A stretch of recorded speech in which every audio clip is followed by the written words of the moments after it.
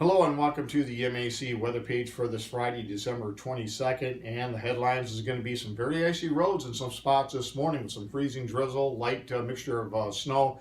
Again, not a lot once you get south of about Mount Pleasant Shepherd area, but from Mount Pleasant Shepherd area north, they've actually had anywhere between 1 to 3 inches of snow. And again, I think another inch or two is possible across the north and northeastern portions of the area. And then we're going to watch a system coming in for Christmas Eve and Christmas Day that could bring maybe a couple of inches of snow across southern lower Michigan, but even here in mid-Michigan, we're going to watch that. The area I'm most concerned about as far as not having a white Christmas really is going to be the area around M57 down towards probably the Jackson area. That area there, you're kind of in between the systems, and many of those locations no longer have an inch of snow on the ground.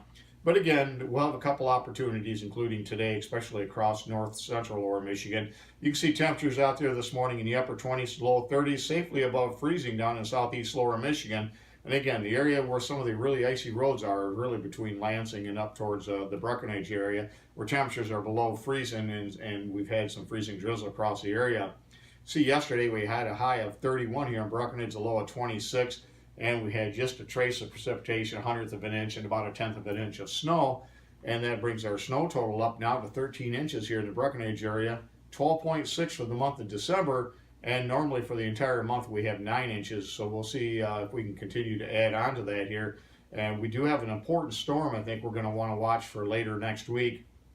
Right now, the best bet is it could be a major winter storm across the Ohio Valley, and we'd be on the northern fringes of that.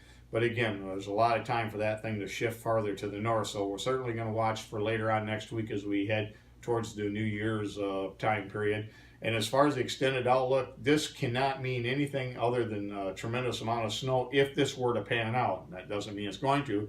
I believe the cold air is definitely going to be in place. But look at this, with all that cold air, look at the amount of above normal moisture expected over the next couple of weeks for most of the 2/3 of the eastern portions of the United States. That's pretty rare to have this kind of an air mass with this much above normal, and that certainly could mean a pretty snowy pattern for much of the Great Lakes and Ohio Valley. You can see on the radar this morning some of the snowfall now beginning to sink further to the south. And again, so areas around M46 to the northeast could get a dusting to an inch or two of snow in some isolated areas. And again, mainly freezing drizzle across the south central portions of the area. And again, southeast lower Michigan, you still have a chance for a white Christmas over into southwest Ontario if you don't have an inch of snow on the ground. Here in the mid-Michigan area, we've got about 1 to as much as 4 inches of snow. We got 2.5 inches of snow on the ground here in Breckenridge in town. You get further to the east though, and there's very little snowfall once you get east of about Merrill or Hemlock.